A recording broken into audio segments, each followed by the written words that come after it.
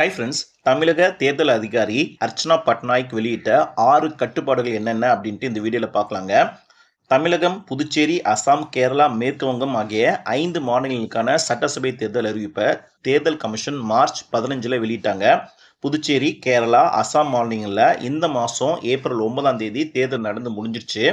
தமிழகத்தில் உள்ள 234 சட்டசபை தொகுதிகளுக்கும் ஒரே கட்டமாக வரும் 23 ஏப்ரல் 23 ஓட்டுப்பதிவு நடக்க போதுங்க.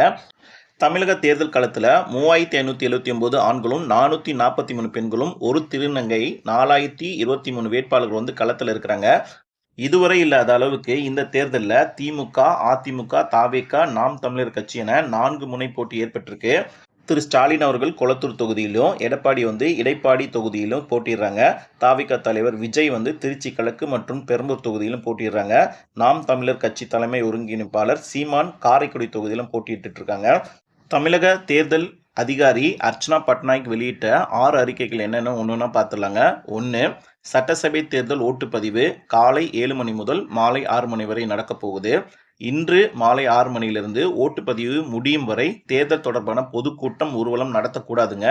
2. தேர்தல் தொடர்பான எந்த விஷயத்தையும் திரைப்படம், டிவி, ரேடியோ, வாட்ஸ்அப், ட்விட்டர் போன்ற சமூக வலைதளங்கள் வாயிலாக பொதுமக்களின் பார்வைக்கு வெளியிடக்கூடாது. எஸ்எம்எஸ் மற்றும் இணையம் உள்ளிட்ட அனைத்து மின்னணு தகவல் தொடர்பும் இதில் பொருந்துங்க. 3. தொகுதிக்கு வெளியிலிருந்து அழைத்து வரப்படும் அனைத்து அரசியல் கட்சி நிர்வாகிகள், தொண்டர்கள் மற்றும் தொகுதியின் வாக்காளர்கள் அல்லாதோர் இன்று மாலை 6 மணிக்குள் அங்கிருந்து வெளியேற வேண்டும். 4. திருமண மண்டபம், சமுதாய நலக்கூடம், தங்கும் விடுதிகள், விருந்தினர் இல்லம் ஆகிய இடங்களிலிருந்து வெளியாட்கள் யாரும் தங்கியிருக்கிறாங்களா அப்படின்ட்டு கண்டறியப்படும். 5. வேட்பாளர்களுக்கு வழங்கப்பட்ட நட்சத்திர பேச்சாளர் அனுமதி மற்றும் வாகன அனுமதி இன்று மாலைக்கு மேல் செல்லாதுங்க. 6. ஓட்டுப்பதிவு நாளன்று வேட்பாளர்கள் தங்கள் சொந்த வாகன பயன்பாட்டிற்கு ஒரு வாகனம் மட்டும்தான் எடுத்து செல்லணும். தேர்தல் ஏஜென்ட்டுகள் பயன்பாட்டுக்கு ஒரு வாகனம் எடுத்து செல்லலாம், அதுக்கு மேலே எடுத்துக்கூடாது. தேர்தல் ஏஜென்ட் பணியாளர்கள் பயன்பாட்டிற்கான ஒரு வாகனம் பயன்படுத்த அனுமதி வழங்கப்பட்டிருக்கு. அதாவது எல்லாருமே ஒரு வாகனத்துக்கு மேலே பயன்படுத்தக்கூடாது. இந்த தேர்தலில் இது புதுசாக அறிவிச்சிருக்காங்க. அதாவது ஓட்டு சாவடிக்குள் மொபைல் ஃபோன் கொண்டு செல்ல தடையை விதிச்சிருக்காங்க. இதை நீங்கள் வைக்கிறதுக்கு தனியாக ஒரு அறை வந்து ஏற்பாடு செய்யிச்சு அவங்களுக்கு டோக்கன் வழங்கப்படும். அதாவது நீங்கள் ஓட்டு சாவடிக்கு போகிறீங்க அப்படின்னா உங்கள் ஃபோனை வாங்கிட்டு உங்களுக்கு ஒரு டோக்கன் கொடுத்துருவாங்க. இந்த வசதி வந்து இந்த தேர்தலிருந்து அறிமுகப்படுத்தியிருக்காங்க. அதே போல் வேட்பாளர்கள் ஃபோட்டோ, பேர், அதற்கு எதிரில் அவருக்கான சின்னம் இருக்கும். இந்த முறை வேட்பாளருக்கு பேர், சின்னம் பக்கத்தில் அவங்களோட கலர் ஃபோட்டோ வந்து ஒட்டியிருப்பாங்க.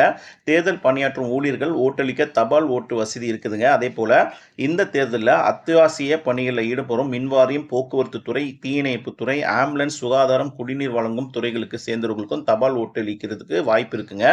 இந்த வாட்டி பார்த்தீங்கன்னா பூத் ஸ்லிப்லேயே வந்து கியூஆர் கோடு இருக்கும். அந்த கியூஆர் கோடை வந்து ஸ்கேன் பண்ணிங்க அப்படின்னா நீங்கள் எந்த ஓட்டு சாவடியில் ஓட்டளிக்க போகிறீங்க அந்த விவரங்கள் ஃபுல்லாகவே வந்து நீங்கள் அந்த கியூஆர் கோடு ஸ்கேன் பண்ணி நீங்கள் வந்து வாக்காளர் வந்து தெரிந்து கொள்ள முடியுங்க.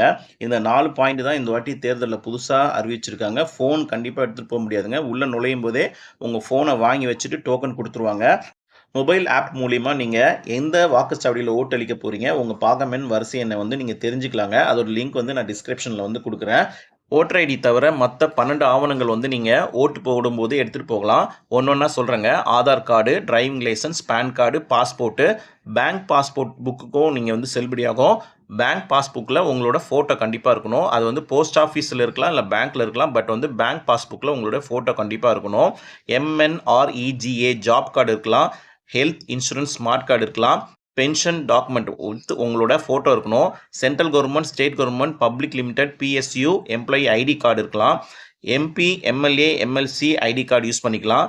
Smart card issued by RGI under NGA அவங்க யூஸ் பண்ணிக்கலாம்.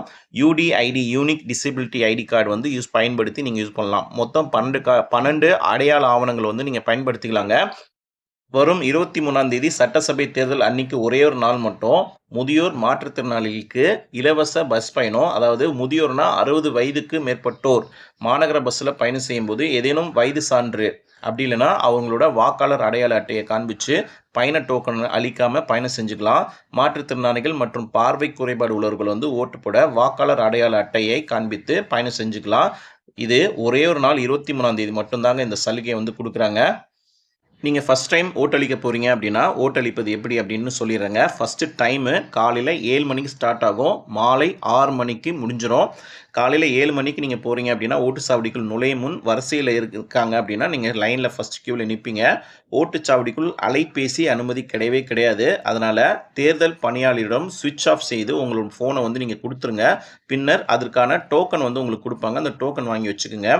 உள்ளே நுழைஞ்சோடனே 3 ஆஃபீஸர் இருப்பாங்க. முதல் ஆஃபீஸர் வந்து என்ன பண்ணுவாங்கன்னா, உங்களோட அடையாள அட்டை, பூத் ஸ்லிப்பை வந்து சோதிப்பாங்க. 2மே கரெக்டாக இருக்குது அப்படின்னா உங்களோட பாகம் எண், வரிசை எண்ணை வந்து உரக்க படிப்பார். அதை வந்து வேட்பாளர் ஏஜென்ட் இருப்பாங்க. பக்கத்துலேயே வந்து அந்தந்த கட்சியோட வேட்பாளர் ஏஜென்ட் வந்து ஒரு சைடில் உட்காந்துட்டு இருப்பாங்க. அவங்க வந்து அதை சரி பார்த்து டிக் பண்ணிப்பாங்க. 2வது அலுவலர் என்ன பண்ணுவாங்கன்னா, இடது கையில் ஆள்காட்டி விரலில் மை வச்சுருவாங்க. கையெழுத்தையும் வாங்கிப்பாங்க. ஒரு ஸ்லிப் வந்து உங்களுக்கு கொடுப்பாங்க. 3rd ஆஃபீஸர் என்ன பண்ணுவார்னா, அவர் தான் வந்து அந்த பேனட்டோட கண்ட்ரோல் பண்ணுவார். அவர் வந்து ஸ்லிப்பை வாங்கிட்டு அதை சரி பார்த்துட்டு ஒரு பட்டன் வந்து அழுத்திட்டு உங்களை வந்து ஓட்டளிக்க அனுமதிப்பார். நீங்கள் என்ன பண்ணுவீங்கன்னா, அந்த கவர்டு இருக்கும் இல்லையா, அந்த ஸ்பேஸில் போயிட்டு உங்களுக்கு யார் வாக்காளரோ அவங்களுக்கு நேராக கொடுக்கப்பட்ட பட்டன் நீங்கள் அழுத்துனீங்க அப்படின்னா பீப் சவுண்ட் கேட்குங்க. பீப் சவுண்டு கேட்டவுடனே விவி பேட் மிஷினில் நீங்கள் எந்த பட்டன் அழுத்துனீங்களோ அதனோட சின்னம் வந்து பக்கத்தில் டிஸ்பிளே மாதிரி வந்துட்டு அது ஒரு ஸ்லிப்பு மாதிரி அது உள்ளே விழுந்துடும். இவ்வளோ தாங்க, நீங்கள் வந்து ஓட்டு அழிச்சிட்டிங்க. நீங்கள் வந்து உங்களோட ஃபோனை வந்து டோக்கன் கொடுத்து வாங்கிட்டு நீங்கள் கிளம்பிடலாம். அவ்வளோதான் இந்த வீடியோ. தேங்க்ஸ் ஃபார் வாட்சிங். சப்ஸ்கிரைப் பண்ணாதான் கொஞ்சம் சப்ஸ்கிரைப் பண்ணி பாருங்கள்.